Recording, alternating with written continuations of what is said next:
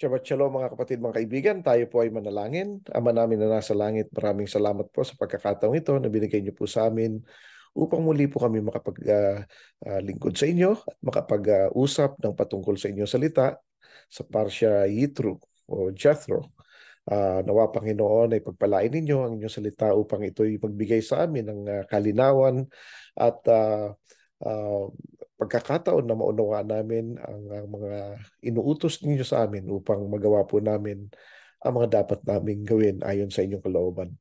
Binabalik po namin sa inyo lahat ng papuri at pasasalamat sa pangalan ng aming Panginoong Yeshua. Amen. So mga kapatid, mga kaibigan, pag-uusapan natin ngayon ay Parsha Yitro, no? At ang coverage nito ay from Exodus chapter 11 hanggang chapter 20 verse 23. Ang Yitro o Jethro ay pangalawang salita ito sa Parsha o pang 17 naman sa weekly Torah portion, ano?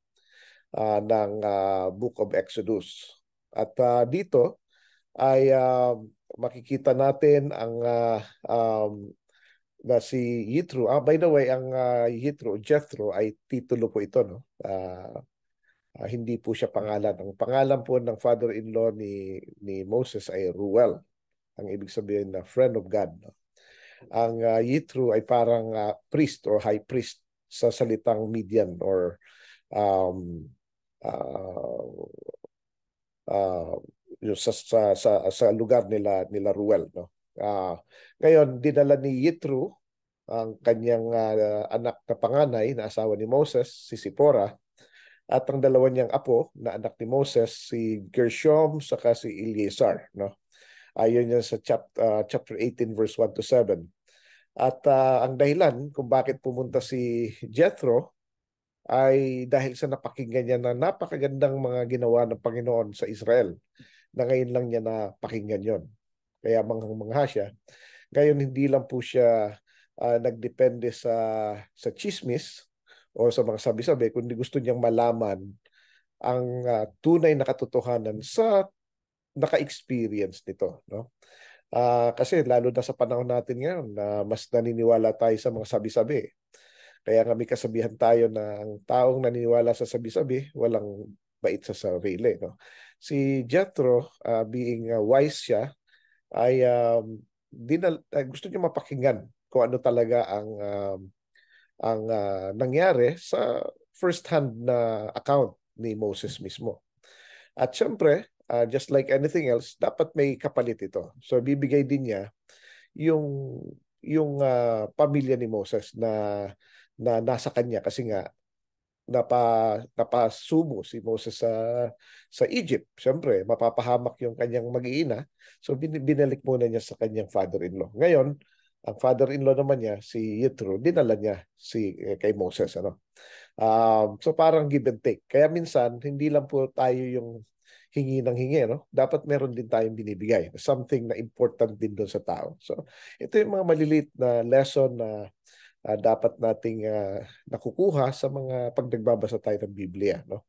Hindi lang puro story, kundi dapat may mga lesson learned din, no? Ano yung mga ginagawa ng mga tao during the time. Dito ay kwento ni Moses kung ano ang ginawa ng Panginoon sa sa mga Egyptians at para sa kanyang mga tao na Israelite, no? So Exodus chapter 18 verse 9 to 12 yan. At dito rin makikita natin na nagbigay ng advice si Jethro kay Moses, no? Mapapag-usapan niya natin lahat. At tungkol sa covenant at dito rin yung preparation ng encounter ng mga tao sa Panginoon mismo. First time nilang makikita ang Panginoon at maririnig. At dito rin ang Ten Commandments na pag-usapan. Ano?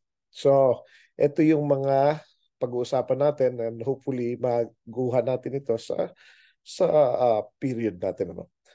Ngayon, katulad yan, napakinggan ni Jethro, priest of Midian siya, no? Na yung tungkol sa mga nangyari. At yung word na here, translate actually, no? Ang Hebrew word doon ay Shema.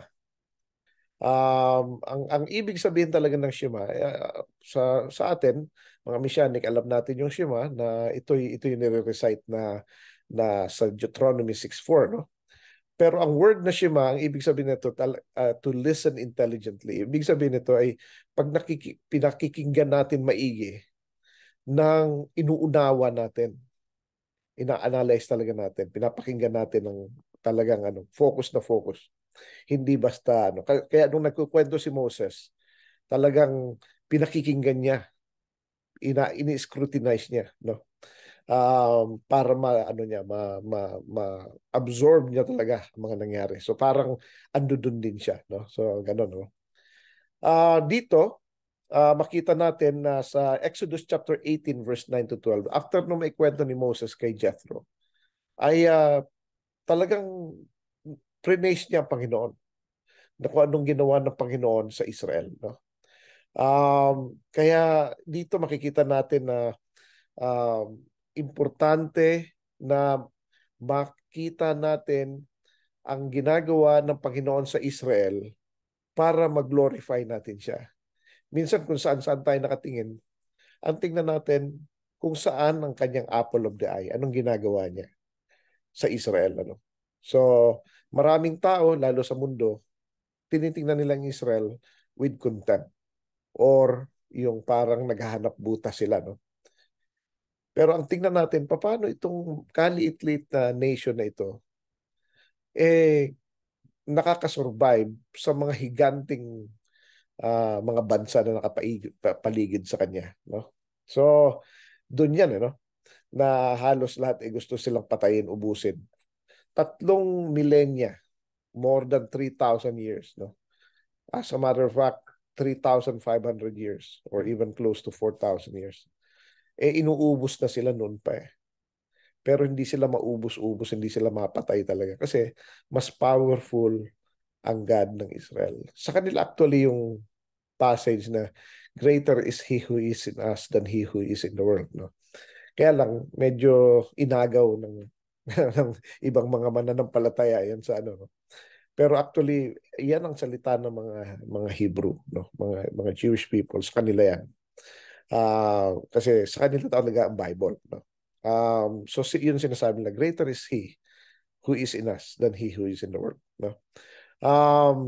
Ngayon, dito, makikita natin na nagdiwang at um, nag, uh, talagang nagalak si Jethro sa mga nangyari na nakita niya. No? So, sabi niya, mas lalo siyang naniniwala. At sinabi niya sa verse 11, sabi niya, sa verse 10, sinabi niya, in-acknowledge niya ang Panginoon na Most High, no?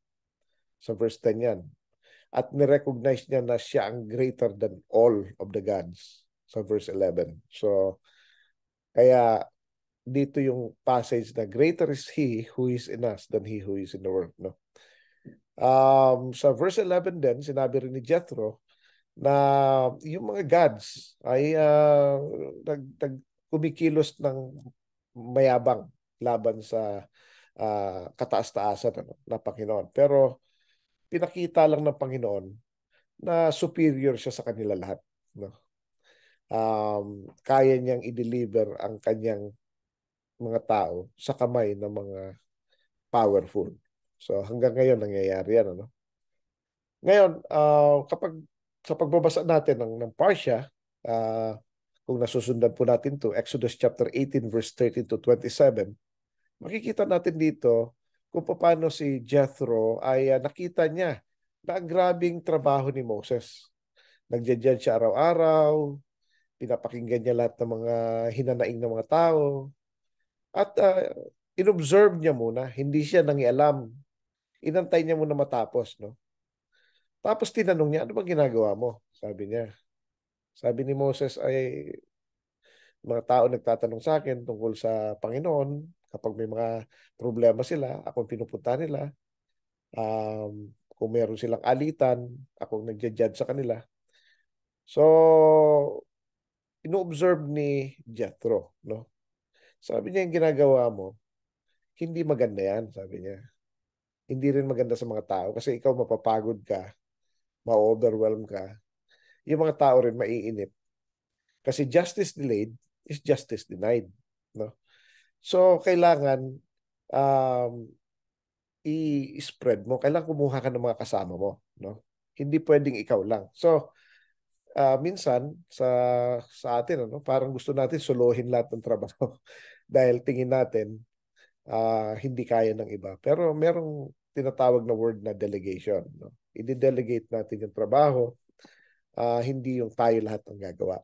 So, yun ang ano rin. Ano. Minsan, maski sa mga magulang, ano, may mga magulang gusto natin tayo na lang gumawa lahat kasi hindi kaya ng anak natin o whatever. Pero dapat yan. Tinuturuan natin sila maging responsible. Dapat gumawa rin sila. Dapat tulong-tulong. Hindi pwedeng isa lang ang gumagawa o dalawa lang. No? Ganon din sa ministry. No? Dapat lahat, hindi pwedeng isa lang yung leader lang. Hindi ganon. No? Pero again, sabi dito, sabi ng advice ni Moses, dapat kumuha ka, mag-appoint ka ng mga judges o mga rulers ng thousands, hundreds, fifties, and tens. No? Para silang mag-judge. Yung mga smaller cases, kaya na ng mga rulers and tens yan. Tapos pag hindi kaya, i-escalate sa 50. O, tapos sa hundreds, sa thousands. Tapos pag hindi pa rin kaya, tsaka na gagawin. Ano? Hindi rin yan nalalayo sa Pilipinas. Ano? Sa barangay muna. Actually, una, pamilya muna eh. Inaayos muna dapat ng pamilya. Pag hindi kinaya, barangay na. O, pag hindi kinaya, judge na. Local judge. No? Tapos, may appeal pa, appellate court, Court of Appeals, tapos may Supreme Court. No? So, dun nila ginagaya ito. Pero hindi lang ito basta-basta.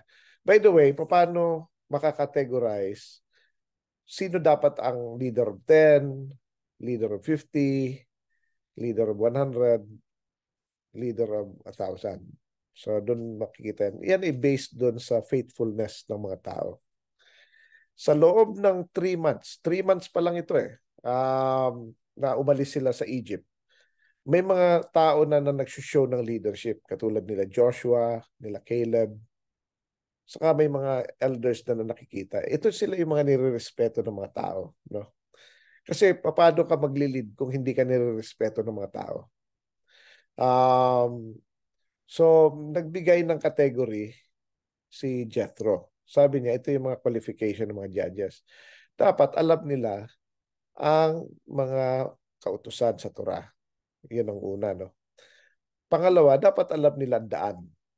At dapat naglalakad sila ron. So, hindi lang nila alam yung commandments, dapat ginagawa rin nila, no? Pangatlo, dapat pipili ka sa mga tao, hindi outsider. Tapos, pang-apat, dapat able, yung may kakayanan. Hindi pwede yung walang kakayanan. Hindi pwede yung dahil malakas kay ganito, malakas, maski hindi kaya. No?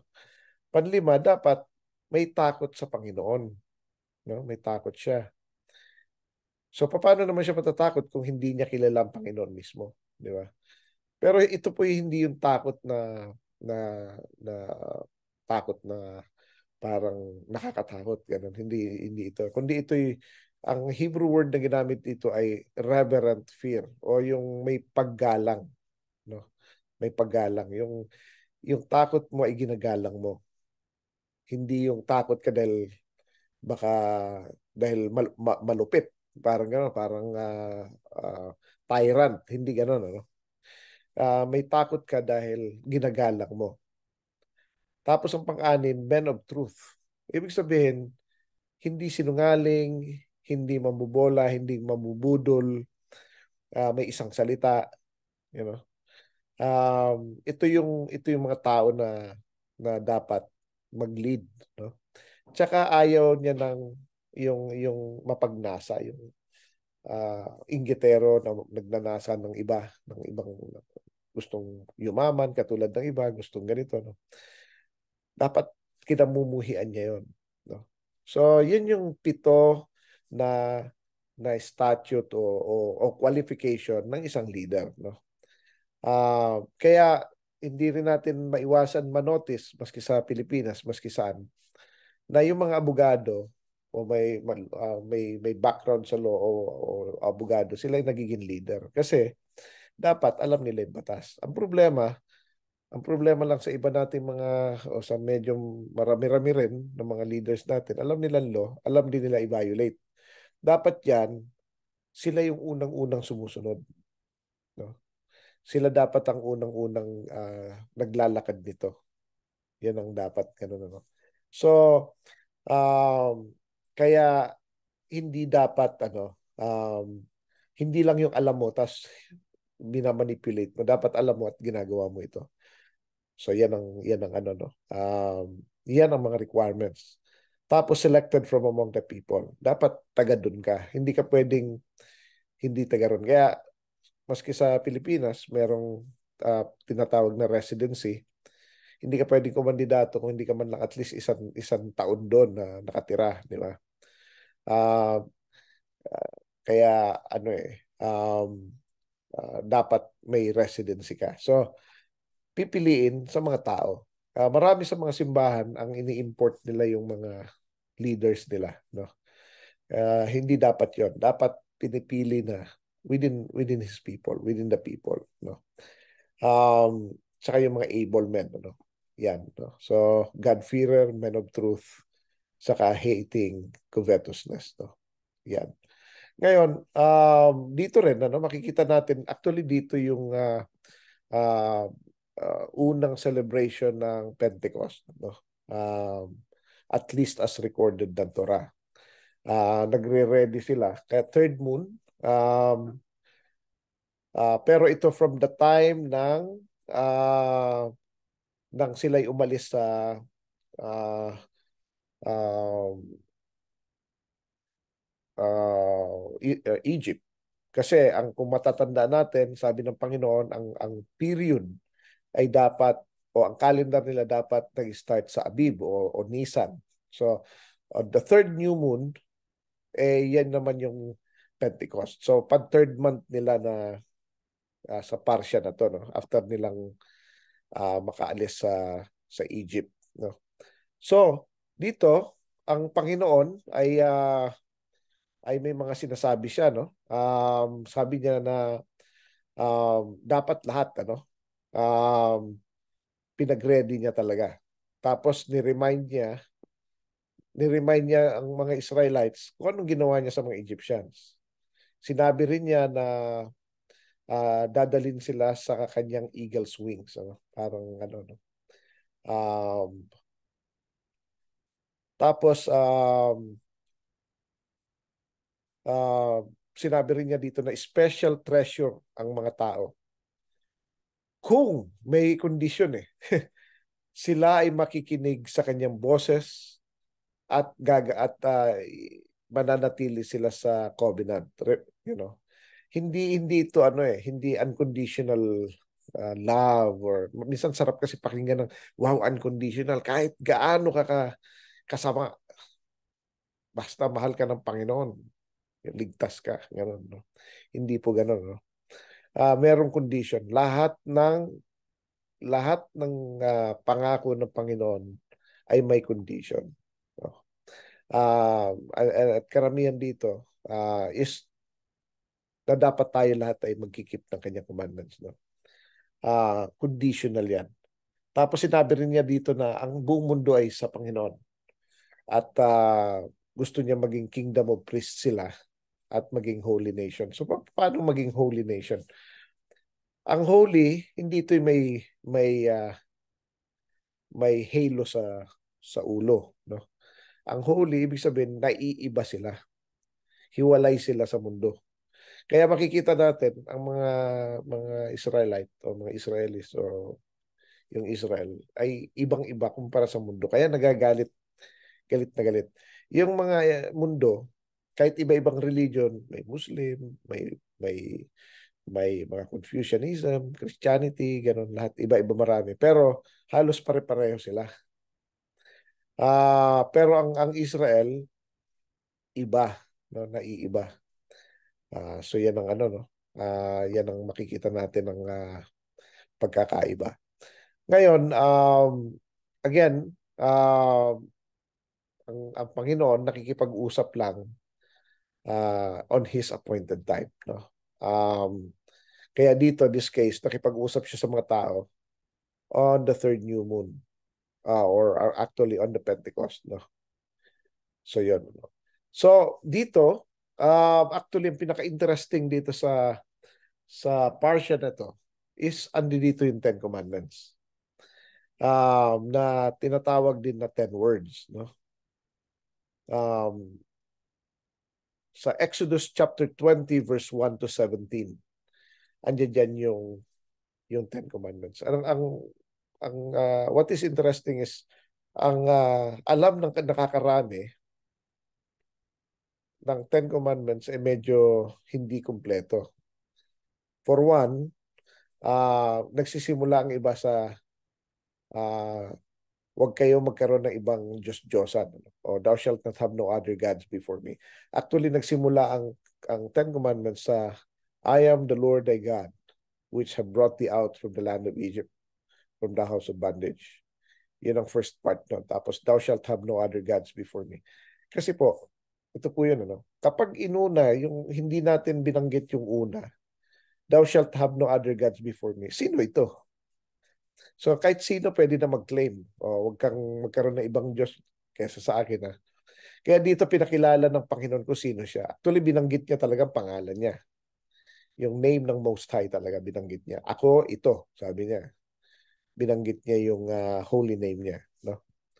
So sabi niya, I am the Lord, thy God, which brought thee out of the land of Egypt. So hindi ito para sa kung kanino lang. Ito ay actually patungkol sa mga Israelites na kinuha ng Panginoon sa Egypt. Hindi lang po ito kung sino-sino lang na tao. No? Kapag hindi ka kinuha from Egypt, may tulog ng konti. Again, it is symbolic at the same time. No? Ang Egypt ay mundo rin. So, kung makamundo ka pa rin, hindi ka nakuha sa Egypt, hindi ka nakuha sa mundo, di ba? So, yun ang ano natin. Ano? Pangalawa, thou shalt not make any graven images. No? At balik muna tayo dun sa thou shalt have no other gods before me. Ang mga tao, maaring naniniwala sila sa one true God of the Bible, na also known as the one true God of Israel, pero may iba rin silang gods. Whether they claim or not, naniniwala rin sila sa iba. May mga superstitious belief, may mga iba ay may ina-idolize. Ano? The moment na may ina-idolize ka, parang God mo yun. No? Either politician, artista, mga K-pop, mga anybody na nilalagay na above God, no? Or about that level, yung adoration na sobra-sobra. Either kapartner sa buhay na halos talagang sobrang pagmamahal, kaparehas na level eh. Parang nagiging God na rin ng isang tao. Minsan pera, minsan trabaho, na yun ang nagiging parang God, no? Kasi they are even willing to skip Shabbat or ang day of worship for the sake of that, no? So, yun yun, ano? Anyways, sabi dito, thou shalt not make any graven images. Huwag daw tayong gagawa ng kahit anong mga imahe or mga kamukha ng anything na nasa langit, yung mga angel, no? Or nasa daga, nasa lupa, mga tao, mga ribulto. Maski yung mga ribulto ng mga heroes nila, Jose Rizal, o nila kung sino man, ano? Kamukha pa rin ng tao yan. Sabi, wag daw tayong gagawa ng gano'n. Or yung nasa water. At wag tayong magbabow down sa kanila or paglilingkuran sila. Dahil sabi niya, I am a jealous God. So, siloso ang Panginoon. Eh nakikita niya lahat eh. Sabi niya, dinadalaw daw niya ang kasalanan ng mga amain sa kanilang mga anak. So nadadamay ang mga anak. Kasi ganito po yun, ano? For one, kung ano rin yung nakita ng mga anak sa mga magulang nila, ginagawa rin nila, syempre. Katulad din ng blessing na nakuha ng mga magulang na pupunta sa anak, yung curse, ganun din. Parehas lang. Hindi one-sided, no? Kaya may mga tinatawag na generational curse or yung minsan parang lahi ng sakit. Hindi talaga lahi yun, kundi dahil ito'y kasalanan, ito'y isang bandage na paulit-ulit ginagawa ng bawat generation. Or minsan ang galing sa isang generation, nalilipat. Kaya nga ginagawa natin every Yom Kippur, dinidenounce natin yan. Ano? At kasama sa turo sa Torah, pag tayo ay nagko-confess, kino-confess din natin ang kasalanan ng ating mga amain. Sinasabi natin na sila'y nagkasala at hindi natin dapat gawin yon, no? Kapag na-recognize natin ang mga kasalanan ng ating mga ancestors, ng ating mga amain, parang sinasabi natin na tayo ay hindi natin dapat ginagawa ito. So, nire-remind din natin ang sarili natin. So, kasama yan sa tinuturo sa Torah na pag tayo ay humihingi ng tawad, lalo sa Yom Kippur, no? Sinasama natin yung paghingi ng tawad ng mga amain natin, no? Para hindi na rin natin ulitin. So, sabi niya rito, dinadalaw niya ang mga kasalanan ng mga amain hanggang apo sa tuhod. So, medyo malayo-layo rin, ano? Pero nagpapakita daw siya ng kanyang mercy o awa sa libu-libong mga nagmamahal sa kanya at sumusunod sa kanyang mga kautusan. So, ando dun yun, ano? So, naaawa siya.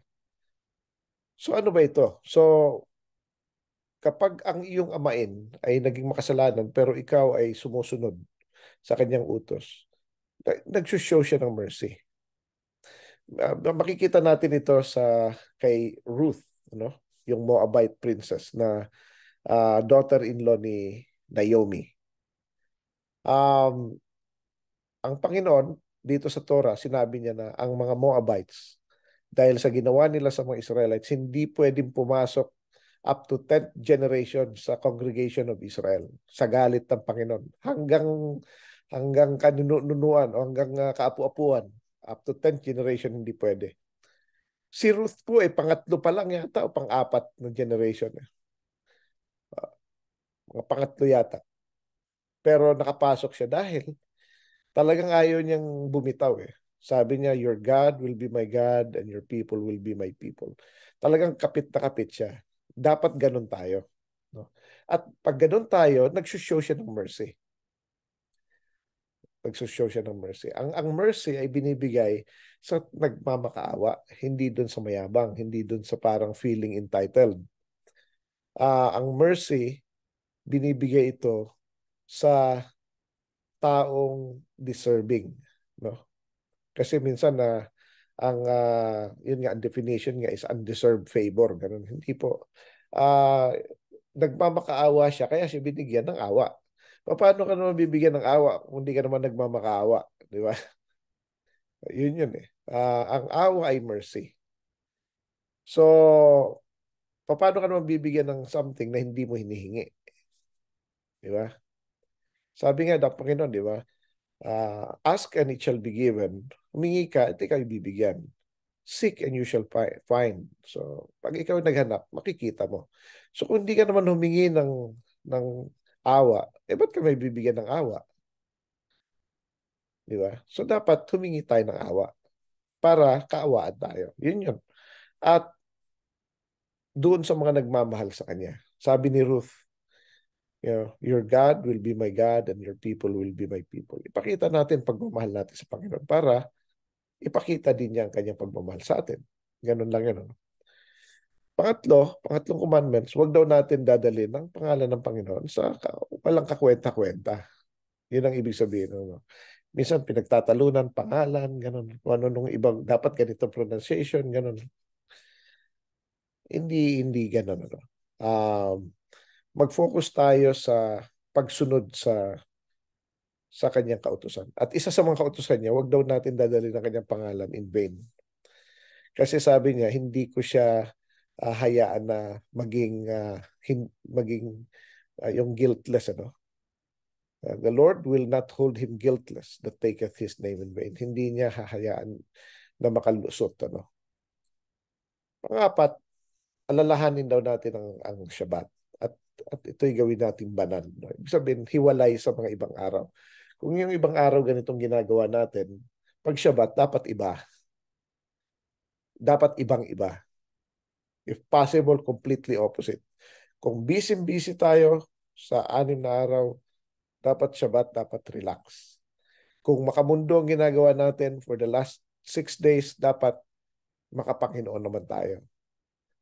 Kung puro trabaho, dito naman tayo sa Panginoon. No? So, dapat iba. Yun ang sinasabi doon. Yung word na holy, ang ibig sabihin ay iba. Sabi niya dito, 6 na araw kayo magtrabaho at gawin niyo lahat ng trabaho niyo. Pero yung pang-7 araw, ito'y Sabbath ng Panginoon. No? So, dito sinasabi niya na magtrabaho kayo 6 na araw. Hindi niya sinabing 5 araw o 4 na araw. 6 na araw tayo pinagtatrabaho. Pero pinagpapahinga rin tayo ng isang araw. Yun ang gusto niya, no?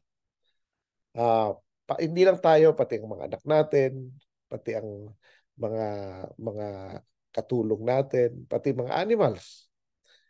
Lahat dapat, ano?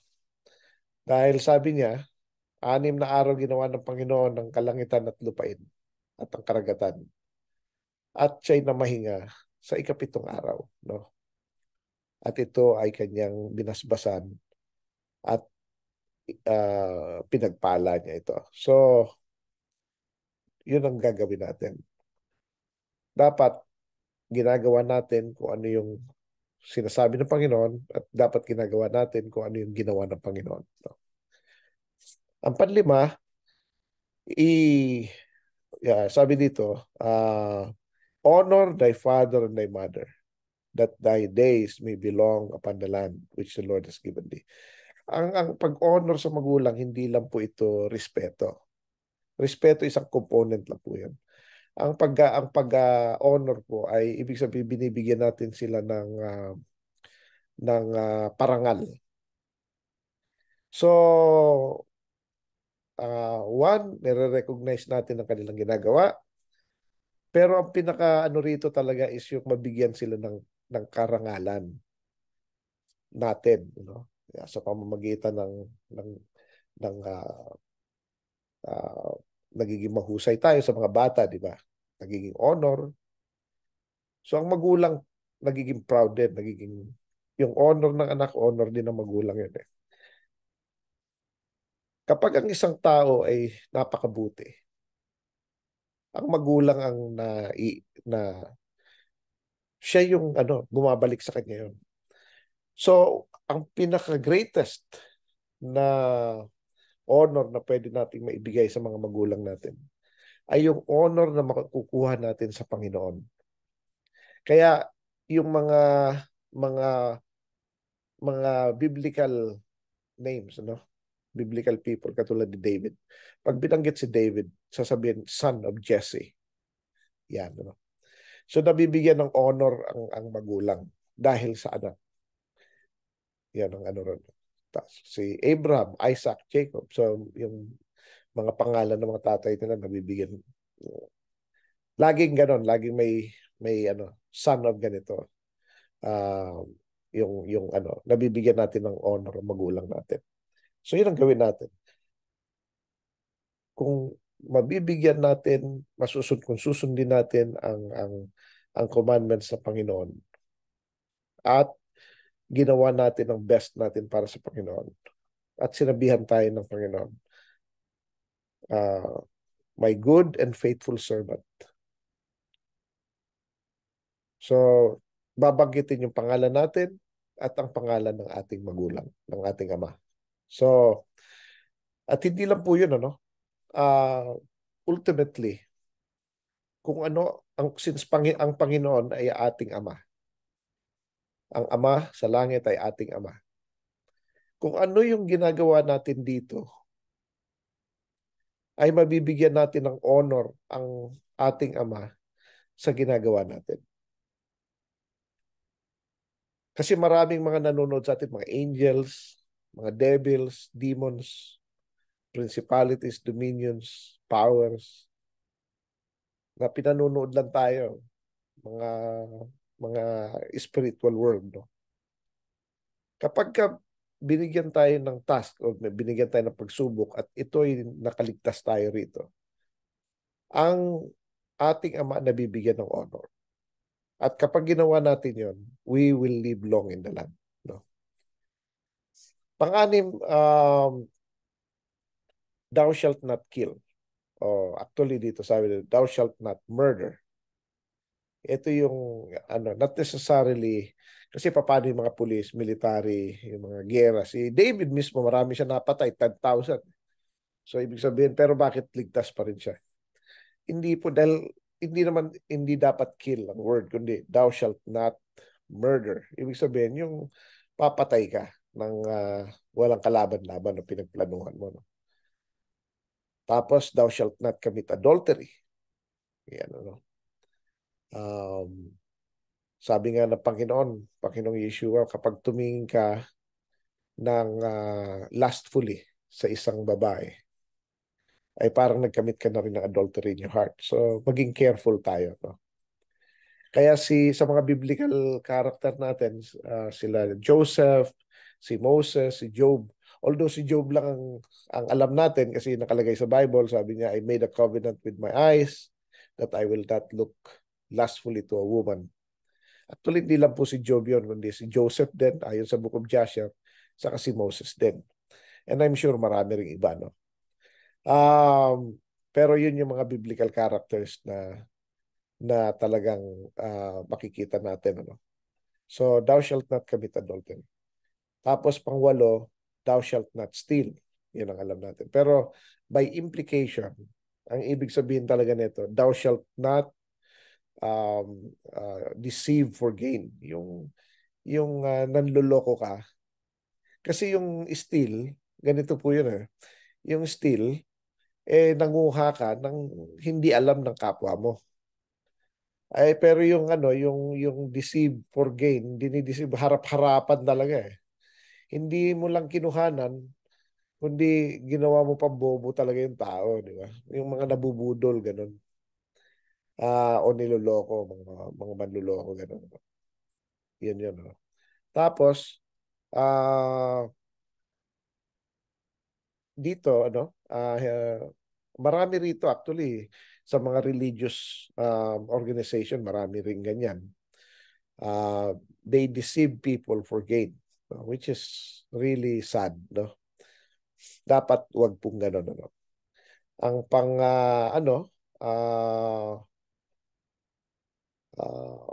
may na-miss tayo rito. Yung thou shalt not bear false witness against thy neighbor, no? Huwag daw tayong magdala ng maling information. Ngayon, usong-uso ito yung mga marites, yung mga fake news. Ano yan eh, nauuso lalo sa social media. Maraming mga bintang, tas naniniwala naman yung iba. As if narinig nila first hand or nakita nila yung ano. Pag tinawag nila yung isang tao na ganito, na ganyan, dahil may nagsabi, dahil may nagpost. So lahat na sila nagsabi dahil marami na sila nagsasabi, parang totoo na tuloy, di ba? Pero hindi naman nila alam ang first-hand information, pero ginagawa pa rin nila. Ang nangyayari nun is nagbe-bear sila ng false witness against their neighbor. Yeah. Ngayon, may penalty po ito, no? Actually, lahat po na nasa Ten Commandments, ang penalty niyan is death. Lahat ng ano diyan is death penalty. So, ito yung mga sin that causes death, no? Kapag ginawa natin ito tuloy-tuloy, it leads to death, no? Yan yung sinasabi ng Bible na a sin that leads to death. Mula sa having a different God, that's a death penalty. Yung making graven images is a death penalty. Bringing the name of the Lord in vain, that's death penalty. Violating the Sabbath, that's death penalty. Dishonoring the parents is death penalty. Of course, ang murder is death penalty. Adultery. Itong steal, parang nagnakaw lang ng konti, hindi pa ang sinasabi dito is deceive for gain. So maraming mga tuturo kuno ng katotohanan, pero actually dinideceive nila yung tao, tapos nangongolekta lang sila ng pera at ang yaman na nila. So maging careful, maging careful tayo sa ganyan, no? Thou shalt not bear false witness. Huwag kang, kapag ganito po yun, minsan hindi lang po ito about yung mga uh, mga chismis, kundi maski yung kapag ka nagtuturo ka ng hindi totoo, may problema po yun, no? So you're bearing a false witness kapag ka ang itinuturo mo is against the Bible. Halimbawa, tinuturo mo na wala na yung mga commandments. That's a false witness, no? Pag sinabi mo wala ng Sabbath, that's false witness. Nagwi-witnessing, you're telling something na hindi totoo, na wala ng commandments. Kasi ang commandments ng Panginoon, it goes forever and ever, no? So, maging very careful po tayo dyan. And thou shalt not covet thy neighbor's house, the spouse, yung neighbor's wife, manservant, maidservant. Bakit pagiging death penalty din yan? Kasi dahil nag-covet ka, ginagawa mo na yung anything, lahat ng gusto mong gawin para makuha mo. Katulad ni David. Si David, nag-covet siya sa kanyang neighbor's wife. So that led him to murder. And that led him to naparusahan siya ng Panginoon. 4 na anak niya namatay. So yung isa na rape pa, di ba? So maging careful tayo. Kahit yung mga beloved of God na mga tao, kapag gumawa ng hindi tama, napapalo rin ng todo-todo, no?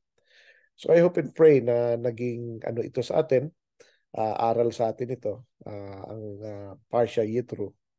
Wag natin kakalimutan. I encourage everyone na i-memorize natin ang 10 Commandments at i-recite natin to by heart, kasi ito'y makakatulong sa atin. Sabi nga sa Biblia, I keep your words in my heart so that they will keep me from sinning. So, yun na lang ang gagawin natin, So tayo po ay manalangin. Ama namin na nasa langit, maraming salamat po sa pagkakataong ito na binigay niyo sa amin upang mapag-aralan namin ang Parsha Yitro. Nawa, Panginoon, ay pagyamanin niyo ang inyong salita sa mga puso ng bawat isa, na ito ay magbigay ng gabay sa aming pang-araw-araw na pamumuhay. Nawa, Panginoon, ay mabigyan po kayo ng papuri at pasasalamat dahil kayo lamang po ang may karapatan na tumanggap nito. Ito po ay aming dalangin sa pangalan ng aming Panginoong Yeshua. Amen. Shabbat Shalom.